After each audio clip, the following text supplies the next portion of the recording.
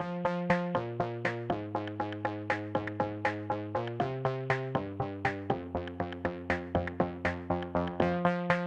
what's up everybody? In this lesson, we're going to go over how to make this awesome 3D cookie effect in Adobe Illustrator. Let's go ahead and get started.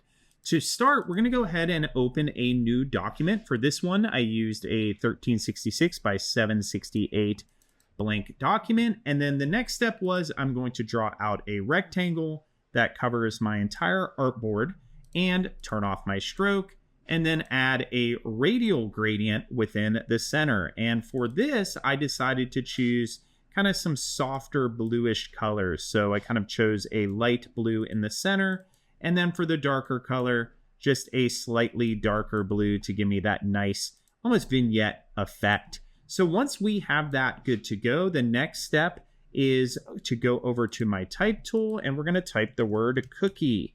Now, once we have cookie typed, I like to scale this up before I change my font type, just so I have it kind of in the center of the screen here and kind of ready to go. So we can always center align that to the artboard in the vertical and the horizontal. And I'm going to use a Comic King font that you can download online. And when I do that, I need to recenter it as well. Now, to actually make the cookie effect, we're going to go to our effects, and we're going to look for 3D and materials, and we're going to go down to the inflate function. So the first step with this is to inflate the object, and it doesn't look like much. And to make this look a little more visible to y'all, I'm going to change the texture to white just to start. And here we have some options. So from the get-go, this is going to give us that kind of puffy look. If you go ahead and rotate, you can kind of see what's happening here. I like to keep all of mine on 0, but I do like to do the inflate both sides options. Then you'll notice you have 3 tabs on the top, one of which being lighting, and we're going to skip over materials because that's really where the magic will happen at the end. But in our lighting tab, we're going to go ahead and set a few specific settings. So in lighting here, I want to go ahead and I have my singular light. I want to make sure my shadows are on, and that will give me a good starting point. Don't worry if it cuts it off.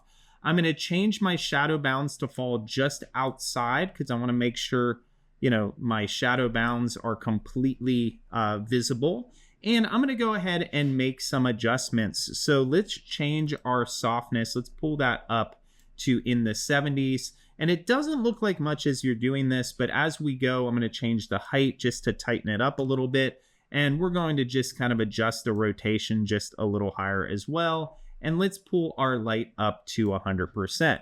Now, I know what you're thinking. You're going, well, that's really pixelated. What's going on?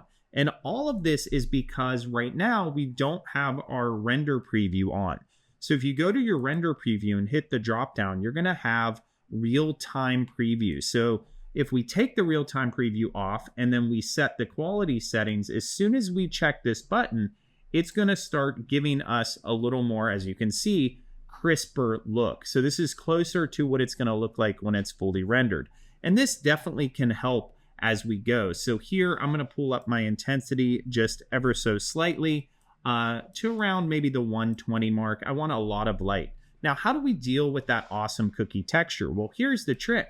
We're going to go to materials, and by default, you're going to have a ton of Adobe Substance materials. You have things like sand, you have things like gold, and just to show you what these look like with your text selected, I'm going to go ahead and select the copper foil and let Adobe do its magic, and then we'll click away, and there you have some brilliant copper foil text. But we want something different. So for that, I'm going to choose one of these buttons that's going to take me to the Find More Substance 3D Community Assets. And it's going to open up this page. Now, not every asset will work, so I want you specifically to look for the assets that are SBSAR.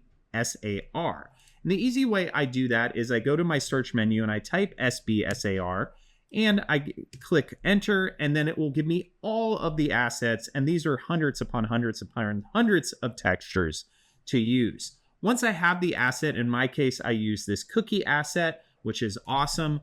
I'm going to go ahead and load that into my scene. And to load, we're going to simply take that downloaded file, click Add Materials, locate that file, put it into your scene and it will appear up here. And then through the magic of Adobe awesomeness, we click away and now we have our cookie texture. The final step, and I'm going to turn off the render preview for a second, is I want to repeat this a little bit, and because I want some of those chocolate chips to really show up. So I'm going to go through and I'm going to just kind of select what chocolate chips I'm going to go with. I may play with the little height range of the chocolate chips.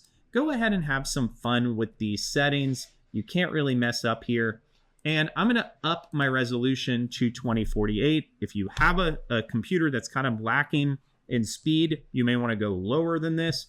But now that I have this and I have my lighting set up, and we turn on our awesome element, check that out, you all. There you have it. So now the next step is really just to go back and start to tweak some of your settings, like the softness, like all of the different inflate options, and you're going to get that awesome cookie texture that we had in the beginning. So I hope you enjoyed this tutorial, and this really opens up a lot of the possibilities for creating expressive type within your final scene. Go ahead and follow, subscribe for more, and I'll see you in the next lesson.